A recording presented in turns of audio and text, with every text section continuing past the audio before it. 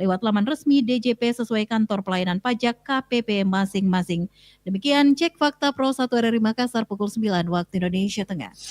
Pastikan kebenaran berita dan informasi Anda dicek fakta. Pro 1 RRI.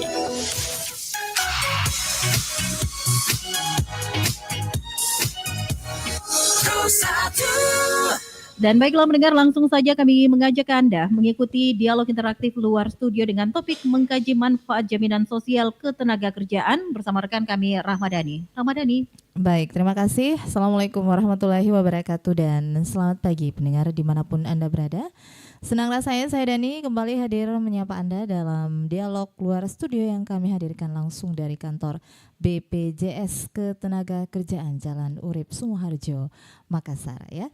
Kami berada di lantai 2 pendengar dan narasumber kami sudah hadir ya bersama dengan kita di kesempatan pagi hari ini. Selamat pagi, Assalamualaikum warahmatullahi wabarakatuh Pak Kepala BPJS Ketenagakerjaan Makassar Bapak Inyoman Hari Sujana.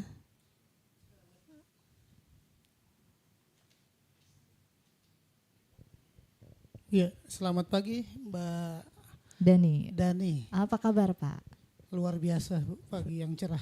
Pagi yang cerah, sehat ya Pak ya. Baik. Dan narasumber kedua kami Bapak Andi Malanti dari Ketua Konfederasi Serikat Buruh Indonesia. Selamat pagi, Assalamualaikum warahmatullahi wabarakatuh. Selamat pagi, Waalaikumsalam warahmatullahi wabarakatuh. Ini saya tetangga dekat ternyata. Ya, baik. Dan pendengar di pagi hari ini kita juga sudah bersama dengan para karyawan dari BPJS Ketenagakerjaan Makassar dan aktivitas di BPJS Ketenagakerjaan Makassar ini sudah cukup ramai ya. Pagi-pagi di jam 8 udah pada sibuk dengan aktivitas. Bahkan tadi ruang tunggu ini sudah dipenuhi dengan antrian para peserta BPJS Ketenagakerjaan. Iya, dan kita beri tepuk tangan dulu untuk memulai kegiatan ini ya, memberikan semangat.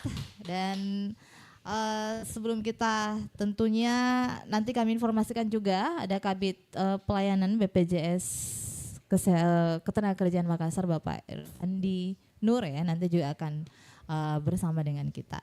Baik Pak, ini ngomong-ngomong mengenai BPJS Ketenagakerjaan. Tadi saya menginformasikan juga bahwa ternyata setiap hari aktivitas di kantor ini cukup padat ya. Ini bisa diceritakan ini padatnya mulai jam berapa sih Pak sampai jam berapa? Iya Mbak Dani, hari kerja itu hari Senin sampai hari Jumat. Kita mulai beraktivitas itu jam 7 sudah di kantor, kami karyawan. 7.45, jam 8 kita bukanya. Baik. Nah, tapi para peserta kami itu mulai jam 7 sudah standby, Bu. Sudah standby. Nah, mereka yang datang ini biasanya ingin mengurus sesuatu, dalam hal ini haknya. Baik. Haknya berupa tabungan hari tuanya atau jaminan hari tua. Nah, karena ini karyawan-karyawan atau peserta kami yang sudah tidak bekerja lagi dengan masa tunggu 1 bulan, dan dia ingin memanfaatkan haknya, maka hampir semua yang hadir di situ mengambil haknya, selain juga informasi-informasi tentang ada program-program lain kami seperti manfaat layanan tambahan berupa pinjaman uang muka perumahan, ataupun yang ingin mendaftar menjadi peserta kami. Itu sebagian yang aktivitas yang ada. Ini apa saja sih program-program yang mungkin tersedia dalam jaminan ketenagakerjaan saat ini Pak? Ya, di BPJS Tenaga Kerja itu menjalankan amanat undang-undang pastinya, Undang-Undang 40 2004, terus turunannya Undang-Undang 24 tahun 2011, termasuk peraturan pemerintah pelaksanaannya. Ada 4 program yang kami miliki, yaitu jaminan kecelakaan kerja, jaminan hari tua, jaminan kematian, jaminan pensiun. Dan satu lagi ditambah melalui Undang-Undang Cipta Kerja, jaminan kehilangan pekerjaan. Jaminan kehilangan pekerjaan. Iya. Jadi ini beda ya hari tua dengan jaminan kehilangan pekerjaan ya Pak ya? Beda. JKP itu lahir dari Undang-Undang Cipta Kerja, lebih mengarah kepada ketika orang mengalami putus hubungan kerja. Sesuai dengan syarat ketentuan yang berlaku, maka si karyawan atau peserta bisa memanfaatkan. Baik. Nah, Pak, ini jaminan hari tua, kemudian jaminan pensiun. Ini kan bagaimana sistem keduanya ini? Ini kan sama saja kalau kita berpikir hampir sama jaminan hari tua dengan pensiun. Nah, ini apa perbedaan dan persamaannya sih, Pak? Yang pasti persamaannya sama-sama mendapatkan nilai rupiah. Baik. Perbedaannya kalau jaminan hari tua itu sifatnya tentuan kami langsung diambil sekaligus. Baik. Sesuai dengan ketentuan ketika dia berhenti tadi masa tunggu 1 bulan atau dia mengalami mohon maaf ahli warisnya meninggal dunia atau keluar negeri. Nah, sementara kalau jaminan pensiun itu berlaku seperti jaminan pensiun kayak di pegawai negeri. Baik. Dengan Jadi masa per bulan.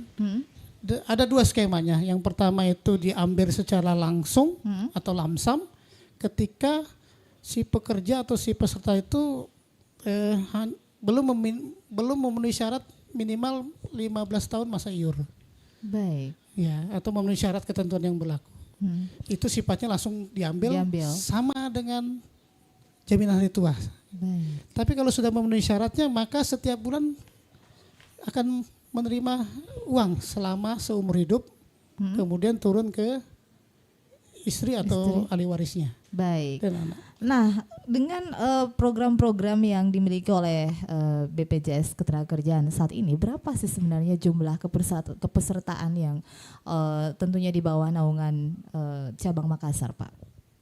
Iya, saat ini ya, kalau Makassar itu saya kan Sulawesi Selatan. Saya mau cerita dulu, Sulawesi Selatan itu ada 2 kantor cabang besarnya.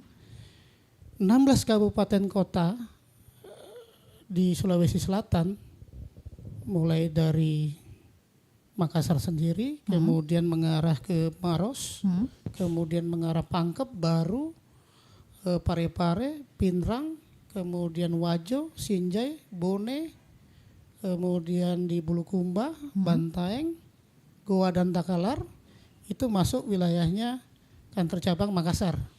Nah, dari 16 kabupaten itu kita punya 12 kantor unit di bawah Makassar. Sementara sisa kabupaten kota lainnya masuk di kantor cabang Palopo namanya. Nah, dari data yang kami punya itu kurang lebih kami sudah mengcover 500, dari data yang ada itu 500-an ribu. 500.000, Pak. 500, sorry. Totalnya secara all segmen itu 698.000. Baik. Terdiri dari apa saja? Mungkin pertanyaan selanjutnya seperti itu. Jadi di BP Jam Sostek itu, BPJS Ketenagakerjaan itu terbagi dari 3 segmen, Mbak. Yang pertama segmen penerima upah. Jadi pekerja-pekerja yang bekerja dalam sektor penerima upah. Penerima upah itu formal, bahasa lainnya formal. Seperti kami sendiri atau perusahaan misalnya Kala atau beberapa perusahaan itu karyawannya adalah penerima upah. Ya, itu jumlahnya sebesar 406.876 yang sudah menjadi peserta. Kemudian segmen bukan penerima upah, informal. Nah, dari seluruhnya itu yang sudah menjadi cover kami itu sejumlah 182.000. Bukan penerima upah ini itu terdiri dari misalnya tukang ojek, Baik. pedagang kaki lima, nelayan, buruh harian lepas, dan lain-lain yang tidak ada hubungannya dengan pemberi kerja. Dalam hal ini dia bekerja secara mandiri. Itu disebut bukan penerima upah atau informal. Yang ketiga ada segmen jasa konstruksi. Segmen jasa konstruksi ini pekerja-pekerja, orang-orang yang bekerja pada sektor konstruksi. Misalnya proyek-proyek yang ada di misalnya proyek jalan, Baik. bangunan dan sebagainya. Nah, inilah orang-orang yang berhak untuk mendapatkan perlindungan BPJS Tenagakerja atau Jam Sostek. Demikian, Mbak. Baik. Ya, saya ke Pak Andi Malanti. Nah, ini kalau Pak Andi Malanti sendiri ini apakah juga tercover dalam BPJS Ketenagakerjaan atau mungkin dari teman-teman buruh ya, apakah yang banyak yang sudah tercover BPJS Ketenagakerjaan ini, Pak? Iya, jadi bercerita tentang tercover, yang pastinya anggota kami di sosial ini kurang lebih 20.000 orang dengan berbagai jenis perusahaannya, ada sektor tambang, niaga apa dan lain-lain, itu sudah masuk semua. Kecuali anggota yang baru bergabung itu ada beberapa perusahaan, hanya didaftar sebagian, dan insya Allah mungkin dalam waktu dekat kita akan arahkan masuk ke BPJS Ketenagakerjaan. Nah kemudian kalau pastinya saya sejak tahun 2006 sudah terdaftar di BPJS, bukan BPJS Ketenagakerjaan ya, dulu namanya Jamsostek. Saya sudah terdaftar dari situ, cuma kemarin pada saat pandemi kami selesaikan, lalu kemudian saya masuk di BPU. BPU itu bukan penerima upah. Ini masuk beliau tadi PU yang bekerja di perusahaan. Itu PU. Kami di BPU sekarang. Dulu PU, sekarang berubah menjadi BPU. Karena kan yang saya daftar saya sebagai pengacara, kemudian saya aktivis buruh. Dulu 3 Pak. Dulu 3 tahun 2017 itu 3 jenis pekerjaan yang bisa di-cover BPU. Sekarang sisa 2. Jadi yang terdaftar saat ini saya sisa 2 pekerjaan saya. Nah lanjut daripada itu memang ya BPJS Ketenagakerjaan ini wajib hukumnya. Seluruh perusahaan di Republik ini harus memasukkan pekerjanya masuk ke pesertaan BPJS Ketenagakerjaan. Kalau tidak ada sanksi hukumnya. Ya sesuai yang diatur tadi ya Undang-Undang Nomor 24 tahun 2011 tentang BPJS. Lalu kemudian ini turunannya dari Undang-Undang Nomor 40 tahun 2004 tentang SJSN. Jadi sumbernya ini dari segala sumber terkait dengan jaminan sosial ini berasalnya dari situ. Makanya kan kemarin dari Jamsostek ditransformasi ke BPJS Ketenagakerjaan, kemudian juga dari Askes ditransformasi masuk ke BPJS Kesehatan. Begitulah ceritanya. Nah sekarang yang belum tercover saat ini adalah PNS. Nah, PNS. Tetapi menurut undang-undang ini yang saya pahami waktu disosialisasikan adalah tahun 2029 itu akan di-cover juga. Walaupun Taspen sekarang ini saya lihat buat juga program-program jaminan hari tua, jaminan apa dan lain-lain gitu kan. Kami diundang Pak beberapa tahun yang lalu terkait dengan itu. Ya cuma saya bilang bahwa yang diakui pemerintah adalah Jamsostek, bercerita tentang tenaga kerja ya. Yang diakui adalah Jamsostek, pekerja apapun. Nah, kalau saat ini kan masih Taspen kalau PNS, Asabri kalau TNI Polri. Nah, tetapi kalau di pekerja pastinya Jamsostek atau sekarang BP Jamsostek ya, bukan BPJS lagi, BP Jamsostek saat ini. Seperti itu.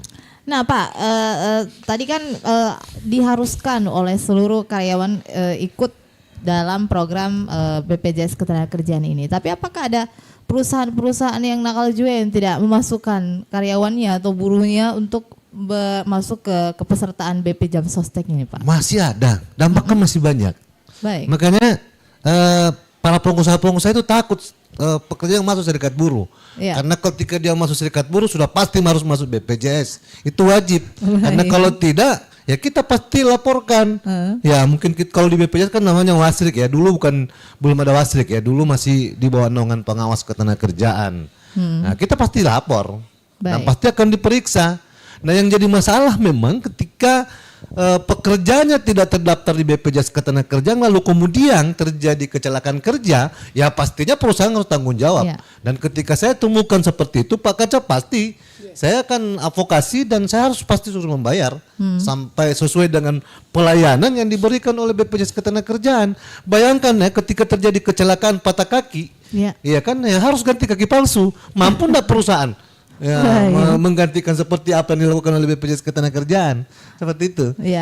Saya juga mengundang untuk Anda pendengar yang ingin bergabung bersama dengan kami di kesempatan pagi hari ini ya, untuk bersama dengan kami di line telepon di 0821 3333 9440. Kami informasikan bahwa selain kami juga di terestrial 92,9, kami juga live di YouTube RRI Makassar Pak. Jadi kita ini disaksikan di YouTube ya. Dan jangan lupa untuk subscribe ya untuk Anda yang menyaksikan kegiatan Dialog Luar Studio ini.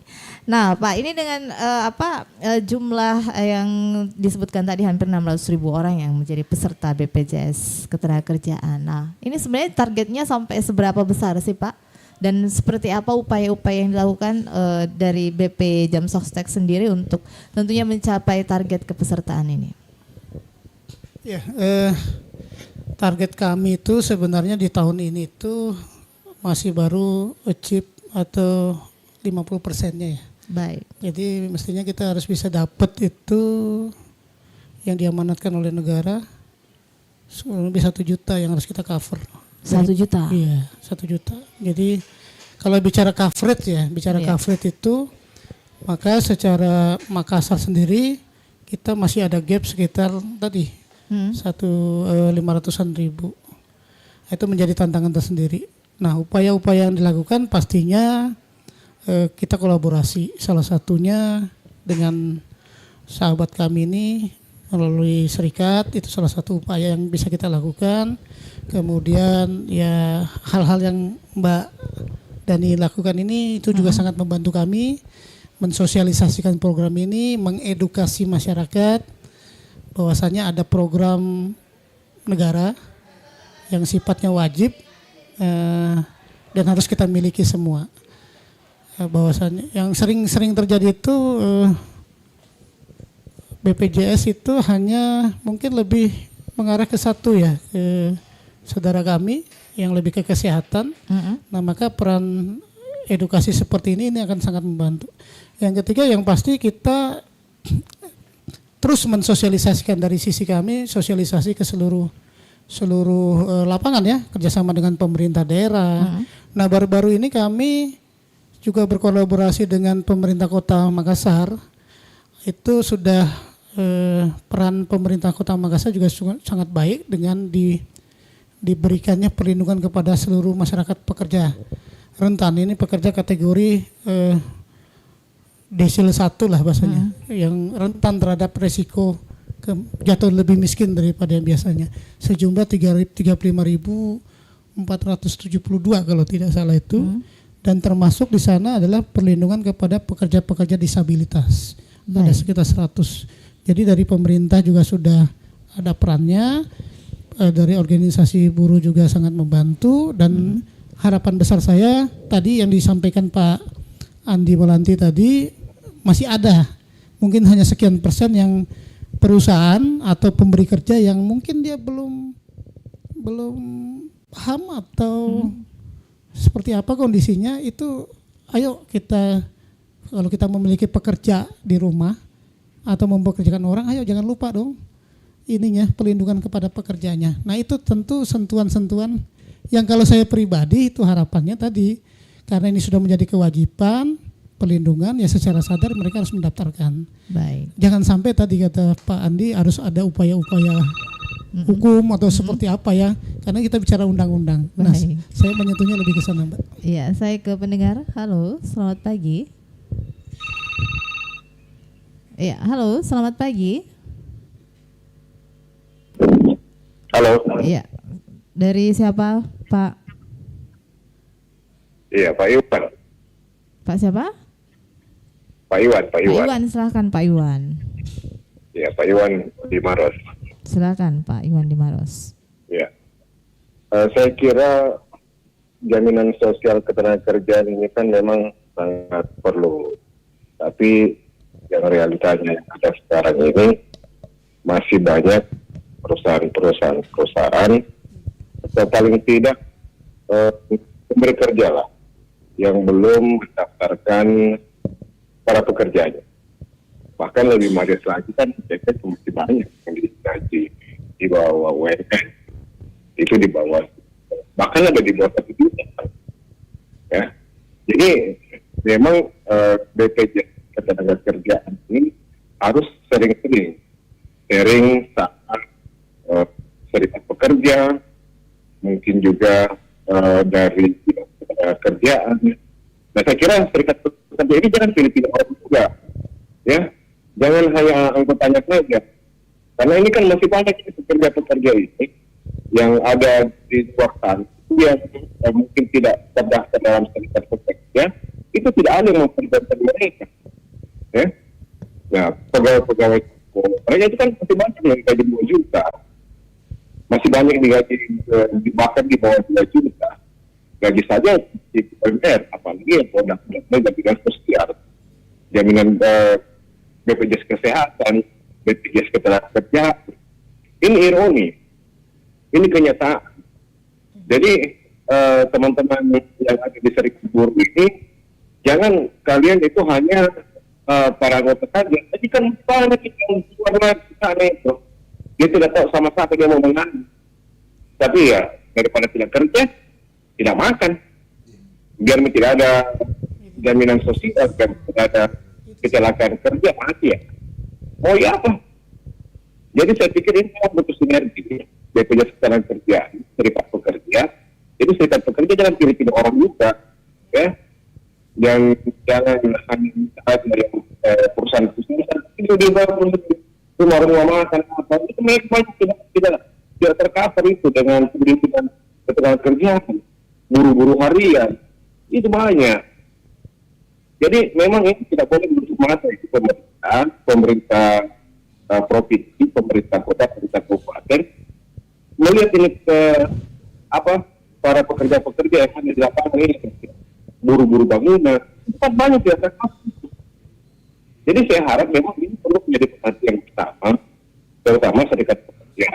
Dan bentuk serikat pekerja ini ya harus merangkul semua, ya, mencari mana ini saya punya pekerjaan harus seperti buruk cari itu para pekerja yang tidak tercover itu.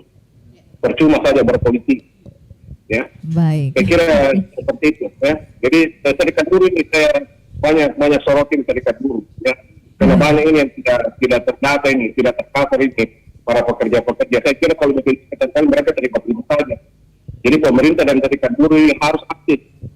Lihat itu mana yang mereka yang tidak istilahnya upahnya itu tidak sesuai dengan UMR, masih ada di bawah 2 juta, masih ada di bawah 3 juta, miris sekali. Apalagi mendapat bagaimana jaminan sosial. Saya rasa ini mungkin masih mimpi bagi mereka yang mau mereka. Terima kasih. Terima kasih Pak Iwan ya. Ya, terima kasih Pak Iwan. Silakan yang lain nanti yang ingin bergabung juga bersama dengan kami di 082133339440. Silakan Pak Andi Melantini yang banyak disoroti serikat buruh ini mungkin ya kalau di anggotanya mungkin diperhatikan ya, tapi masih banyak loh yang dari buruh-buruh yang lainnya mungkin yang belum tercover BP Jam Sostek dan tidak dibayarin mungkin ya, tidak dibayarin kepesertaannya dari perusahaan. Nah ini gimana? Silakan. Oke, terima kasih Pak Iwan atas informasinya. Jadi serikat buruh memang berjuang bukan cuma anggotanya, untuk seluruh buruh yang ada di Republik ini. Kalau di wilayah aku di Sulawesi Selatan, hanya saja kan ya mesti kami tahu dulu ada enggak yang tidak terlindungi. Ketika ada yang tidak terlindungi bisa mengadu ke kami. Ya mungkin bisa ke kantor kami, bisa telepon kami ketika ada teman-teman pekerja yang belum tercover di BPJS Ketenagakerjaan oleh perusahaannya. Nah lalu kemudian yang terkait dengan pekerja harian, mungkin pekerja-pekerja yang di rumah makan yang pinggir jalan, sebenarnya gini, seperti apa yang disampaikan Pak Kacap tadi, itulah salah satu bagian pekerjaan yang mesti harus dilindungi oleh pemerintah, dalam hal ini bupati, gubernur. Nah sekarang ya para calon bupati kita, para calon wali kota kita ya ada enggak yang peduli terkait dengan kebijakan jaminan sosial ke depannya. Nah itu sangat penting. Nah Pak Wali Kota baru-baru ini yang mereka lakukan ya kebijakan terkait dengan pekerja-pekerja yang rentang itu atas dorongan dari kita, dari serikat, agar supaya mereka membuat sebuah kebijakan agar supaya pekerja-pekerja rentang ini terlindungi. Dan alhamdulillah kemarin ada kurang lebih 35.000 yang di-cover oleh atas kebijakan wali kota baru-baru ini, termasuk juga tim-tim apa itu ya yang Pawaslu itu ya, apa namanya itu? Ya KPU itu ada kurang lebih 7.000 orang itu yang di-cover. Itu kebijakan. Nah sekarang saya lihat dialog calon wali kota, bupati ini tidak kelihatan di situ. Baik. Apa kebijakan jaminan sosialnya ketika dia jadi bupati atau jadi gubernur, itu sangat penting. Ya kan, kami sebagai serikat buruh memang memperjuangkan hal itu agar supaya para buruh kita baik yang BPU maupun PU pasti masuk BPJS Ketenagakerjaan, karena ini sangat terlindungi. Baik. Sangat membantu para pekerja kita dan keluarga para pekerja. Nah, kenapa kita bercerita keluarga pekerja? Karena ini persoalan ketika misalnya meninggal, ya mereka tidak susah lagi yang keluarga-keluarga yang ditinggalkan. Baik. Karena kan luar biasa Pak, dengan Anda mendaftar BPU saja dengan nilai 16.800.000, Ya, para ahli waris ketika meninggal pekerjaannya itu lumayan kurang lebih 40 juta ya kalau saya tidak salah. Baik. Yang mereka dapat. Luar biasa. Hmm. Nah, kalau di PU ya lebih luar biasa lagi. Baik. Ya kan? Kalau di PU. Nah, di BPU saya luar biasa. Bagaimana kalau di PU?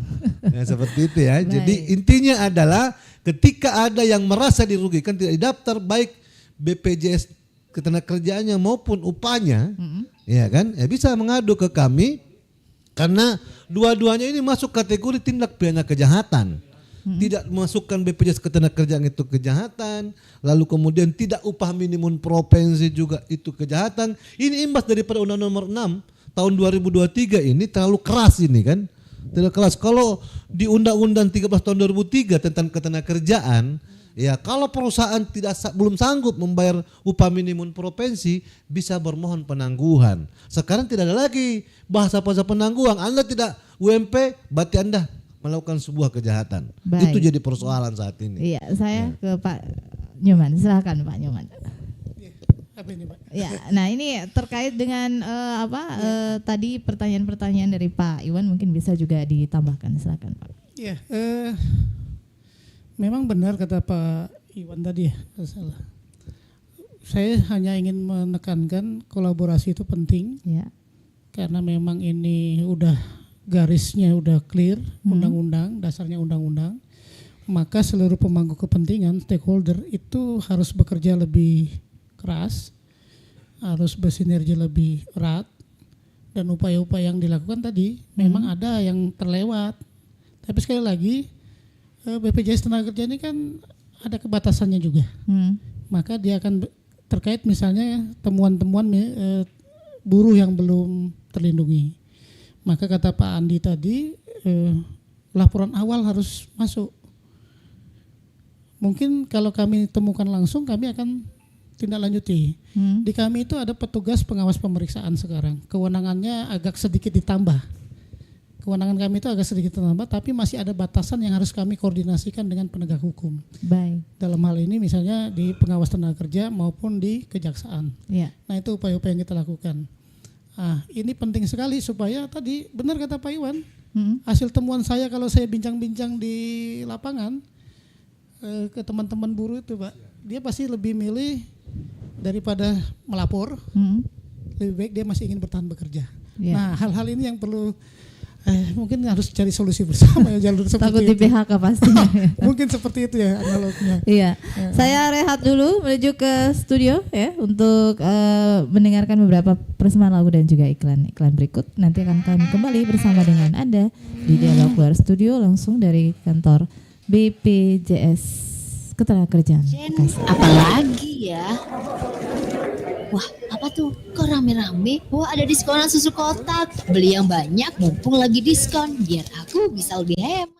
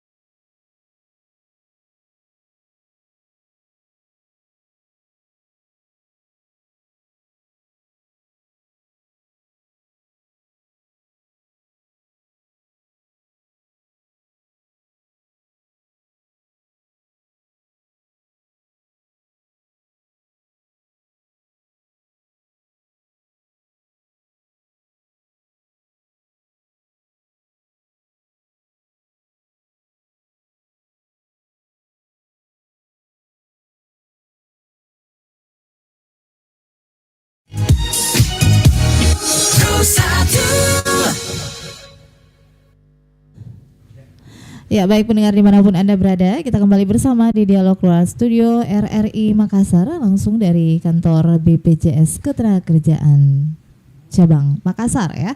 Tadi mohon maaf Pak Kacap, Bapak Hari Sujana, tadi mohon pamit dulu ya karena ada kegiatan yang harus dilaksanakan MOU dengan Bawaslu, dan kita kali ini bersama dengan Kabid Pelayanan Bapak Arfandi Nur yang nanti akan menjadi narasumber kita di part kedua untuk kesempatan hari ini, dan juga bersama Bapak Andi Melanti, Ketua KSBSI Sulawesi Selatan.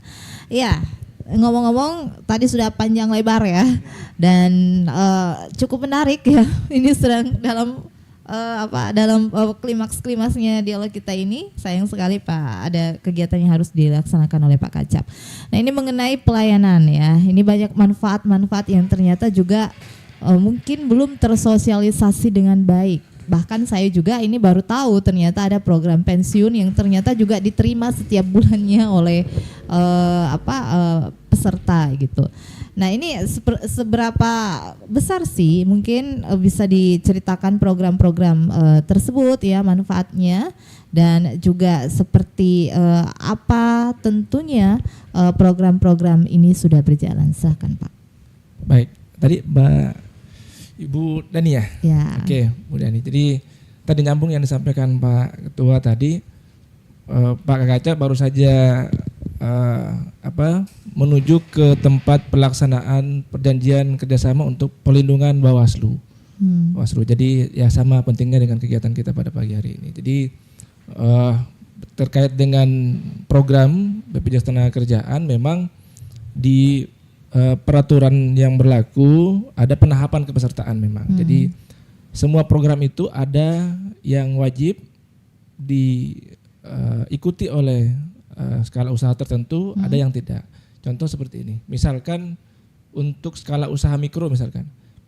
Usaha mikro itu memang wajibnya JKK JKM sesuai dengan aturan penahapan kepesertaan. Jadi kayak peserta-peserta BPU tadi yang disebutkan tadi Pak Andi, 16.800 itu untuk 2 program sebetulnya, JKK JKM, dan itu program dasar. Nah, kemudian kalau misalkan skala usaha tertentu itu sudah naik di kecil, maka dia sudah harus wajib mengikutkan diri dan pekerjanya ke tambahan program tadi menjadi JHT, 3 program jadinya, JKK, JKM, JHT. Nah, JP itu untuk skala usaha menengah dan besar, itu sudah wajib. Nah, apakah tadi kecil boleh untuk JP? Boleh, gitu. Tapi wajib di dianya adalah JKK, JKM, dan JHT. Baik. Nah, JP itu untuk wajib menengah besar. Nah, tadi itu salah satu yang perlu kita pastikan Pak, dengan kolaborasi tadi yang disampaikan, memastikan bahwa kalau misalkan usaha-usaha dengan skala menengah besar tadi sudah harus mengikutkan dengan jaminan pensiun tadi, seperti itu. Ya. Nah, Pak Andi selama ini bekerja sama dengan Jamsostek gitu. Apakah ada kendala-kendala misalnya dalam proses pencairan atau mungkin untuk ikut kepesertaan seperti itu? Ini dari kaum buruh gitu. Apakah ada keluhan-keluhan selama ini? Iya, jadi kalau cerita tentang pelayanan BPJS Ketenagakerjaan yang saya pahami dari Jamsostek hingga BPJS Ketenagakerjaan, alhamdulillah ya, kalau dibilang kendala ya mungkin bagi buruh yang tidak paham terkait dengan mekanisme pencairan ya pasti dia bilang itu agak kendala. Tetapi dari kami dari serikat itu sudah pasti tidak ada kendala karena sangat jelas dalam hal pelayanan.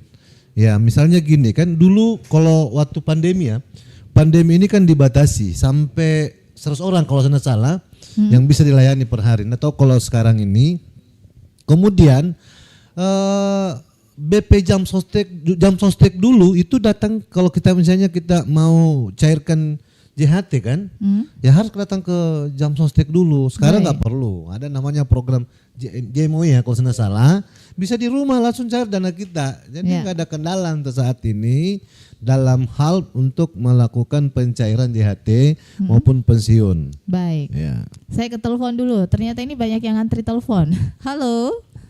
Belum ya? Baik, silakan. Saya mengajak Anda untuk bergabung. Nah, ini ternyata lebih mudah sekarang ini dibanding dengan dulu karena ada Jimo ya. Ya. Jimo ya. Oke, tapi selama Halo Mbak Dani. halo Mbak Dani. Ini dengan siapa? Halo Mbak Ramadhani. Iya, dengan siapa Pak? Kak Harudin di Kabupaten Jeneponto.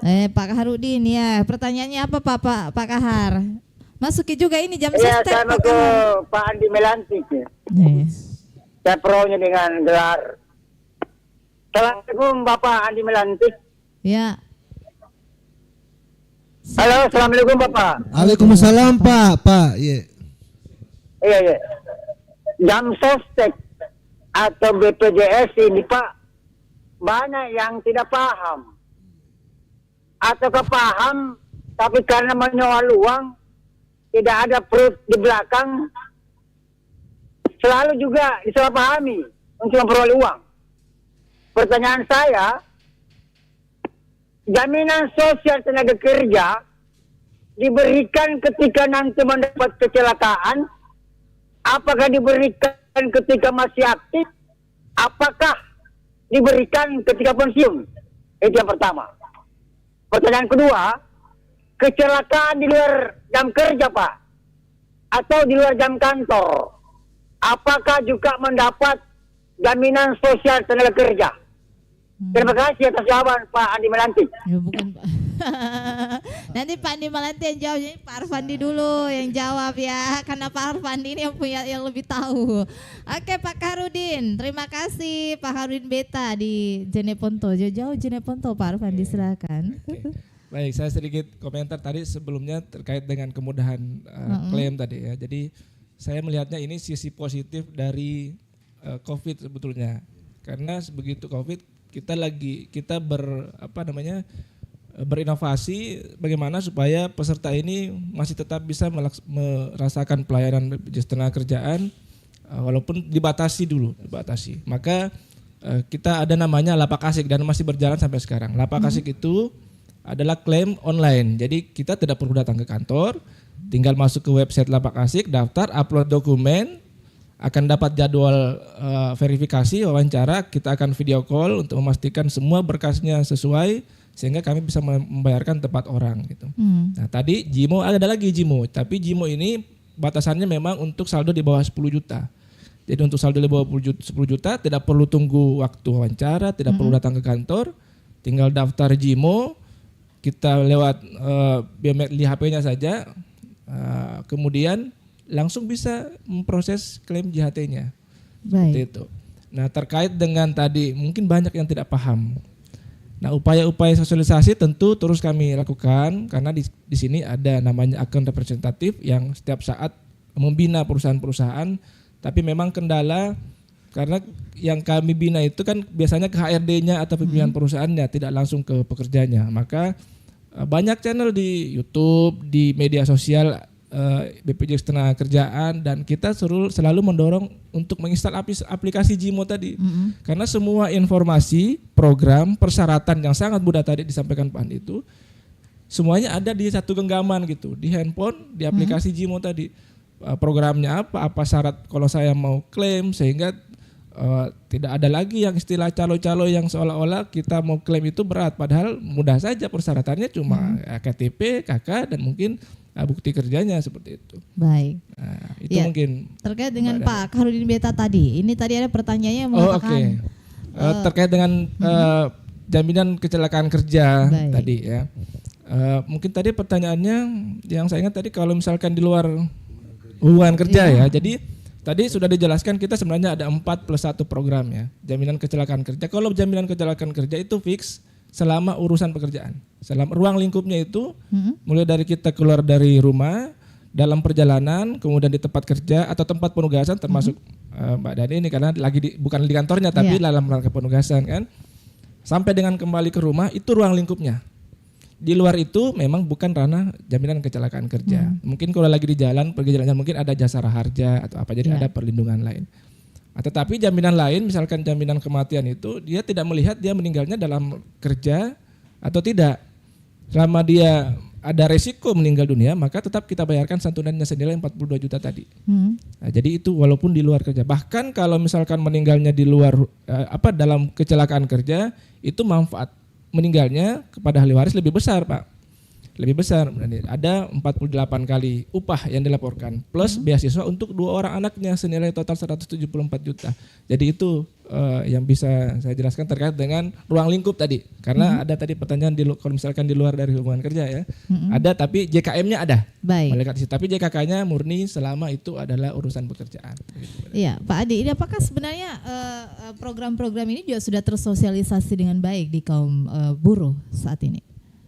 Oke, jadi bercerita tentang kecelakaan kerja seperti apa digambarkan tadi Pak dari BPJS, bahwa memang seperti itu adanya. Jadi kalau bercerita tentang terjadi kecelakaan kerja di luar waktu kerja, ya tergantung.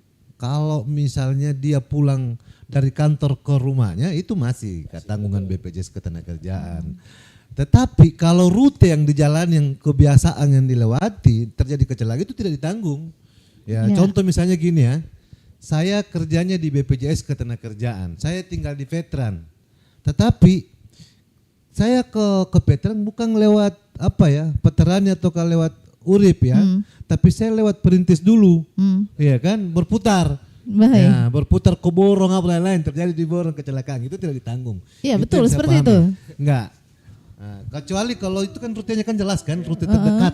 Baik. Nah, itu yang bisa ditanggung. Kemudian kedua, ya terkait dengan tugas ya. Jadi kalau misalnya walaupun semuanya di luar waktu kerja, tetapi ada tugas, itu bagian daripada kecelakaan kerja.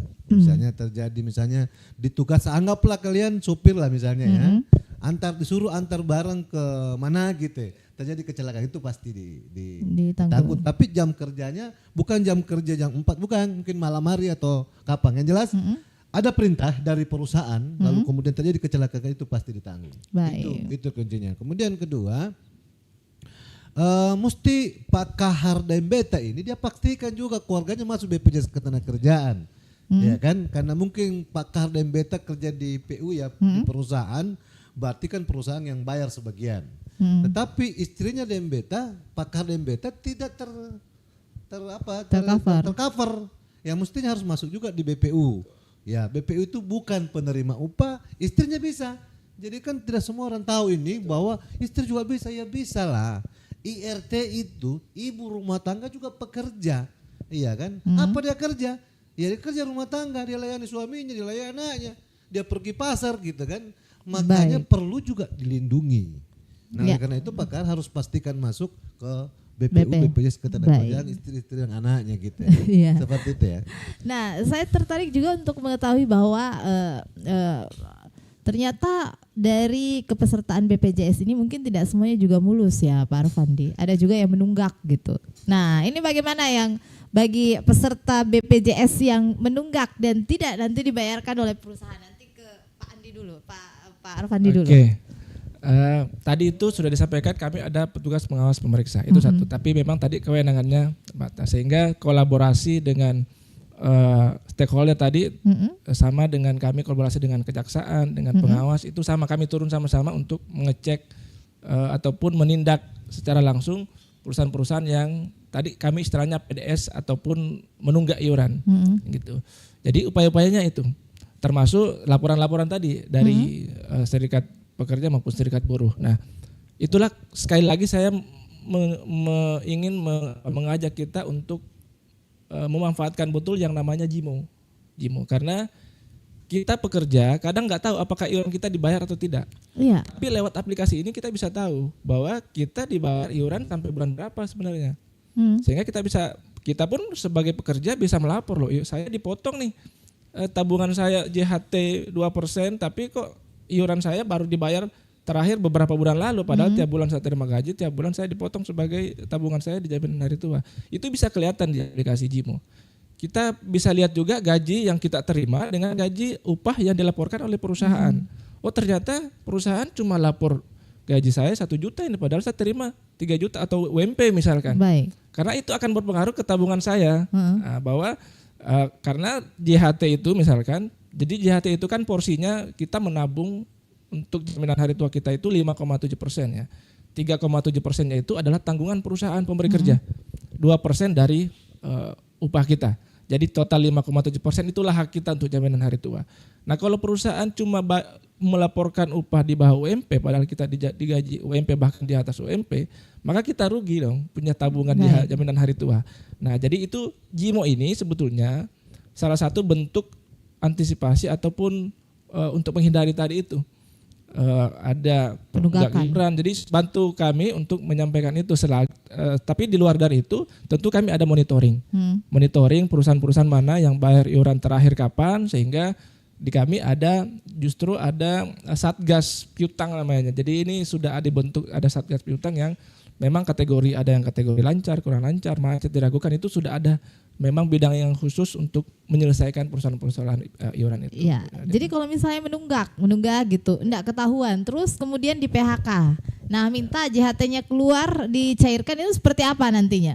Apakah JHT-nya ini ditangguhkan dulu nanti pelunasan atau seperti apa, Pak? Jadi gini, Bu. Kalau di kami kesalahan perusahaan tidak boleh dibebankan ke peserta gitu. Maka JHT-nya tetap kami harus cairkan. Baik. Tentu kalau sambil berjalan kami akan menindak perusahaan untuk membayar iuran sisanya gitu. Sehingga dibayarkan kembali nanti setelah iuran masuk, maka ada di kami itu ada JHT kurang bayar. Jadi JHT-nya tetap kita bayarkan selama pada saat sampai dengan iuran terakhirnya. Ada iuran yang seharusnya masih punya hak pekerja, itu kita bayarkan lagi gitu. Dan itu monitoringnya di kami ada. Harus menyelesaikan yang namanya JHT kurang bayar tadi itu ya, karena salah satu penyebabnya karena ada tunggakan dari pihak perusahaan yang tidak diselesaikan. Tapi sekali lagi itu tidak menghambat pekerja untuk mendapatkan haknya.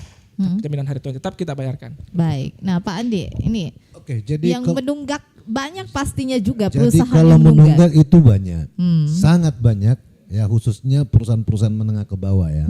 Kalau perusahaan-perusahaan menengah ke atas itu ya, kalaupun ada yang menunggak enggak banyak-banyak amat. Itu yang terjadi. Nah, kalau bercerita tentang misalnya terjadi klaim ya, yang paling parah itu klaim kecelakaan kerja. Ketika terjadi misalnya penunggakan.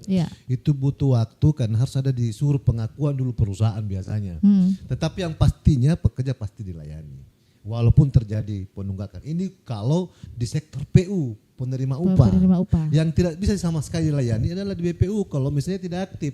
Tetapi sepanjang aktif itu pembayarannya, iurannya itu pasti dilayani. Apapun persoalan kecelakaannya pasti dilayani sepanjang sesuai dengan nama pekerjaan yang dia masukkan di BPJS Ketenagakerjaan. Contoh macam saya pengacara, wilayah kerja itu luas, bisa di Jakarta, bisa di mana-mana, bisa, ya kan? Tergantung saya lapor apa gitu ya. Tetapi kalau misalnya dia pedagang asongan, ya kan harus jelas asongan berarti kan rumah tempat asongan gitu dan beli barang, luas juga Pak. Jadi BPU ini sangat luas sebenarnya. Kalau dikasih pilih sebenarnya, yang mana Bapak pilih BPU dengan PU, lebih bagus saya pilih BPU karena luas cakupannya dia dan bisa lebih dari satu pekerjaan, bisa 2. Baik. Nah, dulu 3, tapi sekarang sisa 2 jenis pekerjaan kita bisa laporkan. Yang jelas kalau PU pasti dilayani, tidak mungkin tidak. Tapi dari KSBSI pernah menemukan kendala seperti itu, ada anggota yang menunggak dan akhirnya mungkin harus klaimnya. Seringkali kita alami dari dulu jam sostek sampai BPJS. Sering kita lakukan advokasi dan alhamdulillah juga, makanya saya bisa sampaikan bahwa kalau PU pasti dilayani, tidak mungkin tidak. Karena yang bertanggung jawab dalam hal pembayaran iuran adalah perusahaan, bukan individual. Itu saya bilang tadi, kalau BPU. Kalau BPU kan individual ya, individual yang membayar. Nah, ketika tidak aktif, sudah pasti tidak bisa dilayani. Karena tidak bisa tanggung jawab. Kalau perusahaan ada yang bertanggung jawab. Iya. Gitu. Saya mau nanya ke Mas Arfandi. Ini kalau kan ada beberapa program gitu, program jaminan hari tua, JKK, JKM, kemudian pensiun. Kemudian ada lagi PHK gitu ya. Nah, ini berapa sih iurannya setiap bulan yang harus dibebankan oleh perusahaan dan juga karyawan, Pak? Oke. Jadi yang pertama terkait PU dulu Pak ya. PU. Kalau PU itu JKK JKM itu saya perlu sampaikan 100% dibayar perusahaan atau pemberi kerja. Iya. Dan kecil sebetulnya. Jadi kalau ada perusahaan tidak mau membayarkan tenaga kerjanya ini keterlaluan menurut saya, karena JKM itu 0,3% 0,3% dari upah yang upah. dilaporkan. Itu untuk JKM. Untuk JKK itu tergantung dari tingkat risikonya. Jadi memang diatur dari 0,24 sampai 1,74% dari upah. Jadi paling kecil sebenarnya 0,24%. Jadi kalau yang risikonya kecil itu 0,24. Yang tinggi itu kita kasih contoh mungkin yang bergerak di bidang konstruksi yang memang tiap hari bekerja dengan risiko tinggi itu sampai 1,74% untuk, dan itu sekali lagi seluruhnya dibayarkan untuk penerima upah itu oleh pemberi kerjanya. Nah, yang jaminan hari tua karena itu adalah tabungan, ada porsi pemberi kerja dan pekerja. Jadi total iuran yang ditabung itu 5,7% tadi saya sudah sampaikan di awal. 3,7% itu adalah tanggungan dari pemberi kerjanya. Dia harus membayarkan 3,7% dari upah untuk tabungan pekerjanya. Nah, dari gaji kita sebagai pekerja itu dipotong 2%. Jadi kita punya tabungan 5,7%. Itu untuk jaminan hari tua. Nah, untuk jaminan pensiun total iuran itu 3% sebetulnya. Tetapi lagi-lagi porsi terbesarnya ada di pemberi kerja, 2%. Jadi 2% dibayarkan pemberi kerja, 1% dibayarkan oleh pekerja. Jadi tabungan kita itu sebetulnya ada 5,7% JHT dan 3% jaminan pensiun. Baik. Nah, yang menarik ini JKP, jaminan kehilangan pekerjaan. Jadi jaminan kehilangan pekerjaan ini tanpa iuran sebenarnya. Jadi tidak ada iuran dari pekerja maupun pemberi kerja. Karena program pemerintah lahir dari Undang-Undang Cipta Kerja tadi disampaikan, itu diambil dari dekomposisi iuran selama perusahaan ini sudah tertib membayar sesuai tertib mengikuti program sesuai dengan skala usahanya tadi. Jadi kalau misalkan perusahaan menengah besar dia sudah mengikuti JKK, JKM, JHT, JP misalkan, dan tentunya ikut juga JKN karena satu bagian dia jaminan sosial ini. Jadi kalau dia sudah tertib, lancar, tidak ada PDS tadi, maka secara otomatis pekerjaannya itu punya hak jaminan kehilangan pekerjaan atau JKP tadi. Baik. Nah, seperti itu. Nah, tadi ada statement yang menarik dari Pak Andi Malanti bahwa tahun 2029 nanti ini ASN itu diharuskan untuk masuk ke jam sostek ya, jam sostek seperti itu. Nah, tapi pertanyaan saya, sebelum 2029 misalnya ada ASN yang pengen untuk masuk ke program jam sostek, apakah itu bisa? Meskipun mungkin juga dia terdaftar di Taspen, Pak. Bisa di luar dari pekerjaannya sebagai ASN. Nah, tadi Pak Andi sudah sampaikan, ASN bisa saja. Saya dulu punya bapak ASN juga suka mancing Pak, nelayan. Jadi kalau dia mau daftar sebagai pekerja bukan ya boleh-boleh saja. Atau dia bahkan punya usaha. Dia punya usaha, dia ASN tapi punya PT, punya CV atau punya perusahaan konstruksi misalkan, ya dia daftarkan dirinya sebagai pekerja itu. Bukan atas nama Bukan ASN atas ya? nama ASN-nya. Gitu. Kan ASN bisa saja punya bisnis, punya apa. Jadi pertanyaannya kalau bisa tapi di luar dari pekerjaannya sebagai ASN. Baik. Nah, Pak Andi, silahkan, mungkin ada hal yang ingin disampaikan di akhir perbincangan kita di menit-menit terakhir, silahkan Pak. Iya, jadi bercerita tentang ASN ini memang belum bisa ya. Yang bisa lagi kalau ada pekerjaan yang lain ya kan, mungkin jual-jualan atau apa gitu ya yang dimaksud. Dan juga sebagai IRT, ibu rumah tangga itu bisa. Kalau bapak rumah tangga tidak ada masalah. Iya, jadi ya cerita tentang BPJS Ketenagakerjaan ini di 4+1 ya programnya ya, jaminan hari tua, kecelakaan kerja, kematian, pensiun dan kehilangan pekerjaan. Yang susah memang ini diklaim ini kehilangan pekerjaan ya, seperti apa digambarkan tadi. Jadi kan banyak teman-teman pekerja ini yang berhenti bekerja, ini kan dulu alasan PHK-nya apa gitu ya. Kalau alasan PHK-nya mengundurkan diri tidak dikasih kehilangan pekerjaan. Ya, tapi kemudian habis kontrak ya. Betul. Habis kontrak itu juga tidak dikasih. Jadi banyak teman-teman pekerja tidak paham.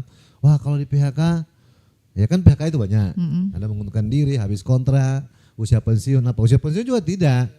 Ya, jadi ada beberapa jenis pemutusan hubungan kerja yang tidak bisa. Tetapi kalau mungkin karena alasan kesalahan atau apa, itu bisa. Kemudian juga banyak perusahaan daftar BPJS Ketenagakerjaan tapi BPJS Kesehatan tidak. Itu juga tidak bisa diklaim. Itu juga kendala. Jadi tidak semudah itu. Kenapa? Karena ini bukan uang jam BPJS. Ini uang pemerintah, ini anggaran APBN yang digunakan untuk membayar jaminan kehilangan pekerjaan ini. Nah, jadi intinya adalah itu butuh proses. Itu tidak semudah itu apa yang kita bayangkan. Saya dulu sama-sama Pak Menteri Tenaga Kerja masih Pak Hanif ya terkait dengan kehilangan pekerjaan di Jakarta waktu pembukaannya waktu itu beberapa tahun yang lalu ya 7 tahun apa 8 tahun yang lalu itu kita sama-sama ya terkait dengan ini. Ternyata kupikir saya dulu agak mudah ya suruh aja mengundurkan anggota kita dapat kehilangan pekerjaan lumayan karena kan bayarannya sudah 6 bulan ya berapa ya kurang lebih ya itu ya 4 bulan kalau salah dibayarkan. Baik. Ya lumayan lah, jadi intinya andaikan seperti itu apa yang kita bayangkan enak sekali, tapi ternyata susah ya. Susah, tidak semudah itu yang apa kita bayangkan. Iya, ternyata susah seperti itu, Pak Fandi. Ya sekali lagi tadi saya bilang JKP ini selama dia sudah memenuhi kewajibannya. Memenuhi kewajibannya tadi. Jadi bukan soal susah bukan susah, tapi kalau memenuhi kewajiban mudah. Ya, kalau belum ya penuhi dulu kewajibannya tadi. Salah memang. Iya, silakan di closing statement kita, silakan Pak Fandi, silakan. Ya, saya closing tapi tidak dibahas, tapi ini saya mau closingnya gini. Ya. Kita punya program yang semuanya punya manfaat dan itu perintah undang-undang. Tetapi kami ingin memberi manfaat lain. Kami ada program namanya manfaat layanan tambahan berupa pinjaman uang muka perumahan, kemudian kredit perumahan, KPR, kemudian renovasi rumah, dan bahkan kredit konstruksi untuk perusahaan-perusahaan konstruksi yang punya proyek ingin modal kredit konstruksi. Dan itu persyaratannya tentu saja harus menjadi peserta BPJS Ketenagakerjaan dengan rate khusus itu. Jadi kalau misalkan Bapak Ibu rekan-rekan peserta dari buruh dan lain-lain mau ambil KPR, mungkin khawatir dengan lonjakan-lonjakan bunga KPR, kami itu sudah misalkan kerjasama sekarang dengan BTN itu BI rate plus 3. Jadi BI rate sekarang 6% plus 3 dan itu tetap seperti itu mengikuti BI rate yang ada. Yang kedua, bantu kami mengontrol kolaborasi untuk peningkatan kepesertaan BPJS Ketenagakerjaan tadi. Karena masih banyak teman-teman pekerja bahkan yang penerima upah yang belum mendaftarkan pekerjanya. Salah satunya sebagai bentuk pengawasan install aplikasi JIMO. Nanti kami mungkin akan bekerja serikat buruh untuk mendorong anggota-anggotanya untuk menginstal aplikasi. Di situ sumber informasi jelas, persyaratan klaim juga ada di situ. Bisa kita daftarkan, ada program sertakan melindungi pekerja sekitar kita di aplikasi itu, cek saldo setiap saat dan lain-lain. Banyak hal yang bisa kita lakukan di situ, termasuk pengajuan MLT tadi. Jadi itu penutup dari saya. Baik. Silakan. Ya, terima kasih Pak Andi Malanti, terima kasih Pak Arfandi dan juga tadi Bapak Kepala Cabang BP Jam Sostek BPJS Ketenagakerjaan Makassar yang sudah bersama dengan kami di kesempatan pagi hari ini, Bapak Inyoman Hari Sujana ya, dan sayang sekali karena ada kegiatan yang harus dihadiri juga. Ya, baik. Terima kasih atas kebersamaannya Pak. Ya, sampai jumpa kembali. Wassalamualaikum warahmatullahi wabarakatuh. Baik, pendengar dan juga pemirsa YouTube RRI Makassar, demikian kami akhiri sampai di sini dialog luar studio yang kami hadirkan langsung dari kantor BPJS Ketenagakerjaan Makassar, cabang Makassar, Jalan Urip Sumoharjo. Tim teknik yang bertugas hari ini ada Bung Oki, ada Bung Desti, Bung Yudi ya, dan juga Bung Desti ya? Oh, Bung Desti. Ya, teman-teman di pemancar, di studio, PA dan Bung Fandi, saya lupa ya Fandi. Terima kasih untuk kebersamaannya ya. Sampai jumpa kembali. Wassalamualaikum warahmatullahi wabarakatuh. Waalaikumsalam warahmatullahi wabarakatuh.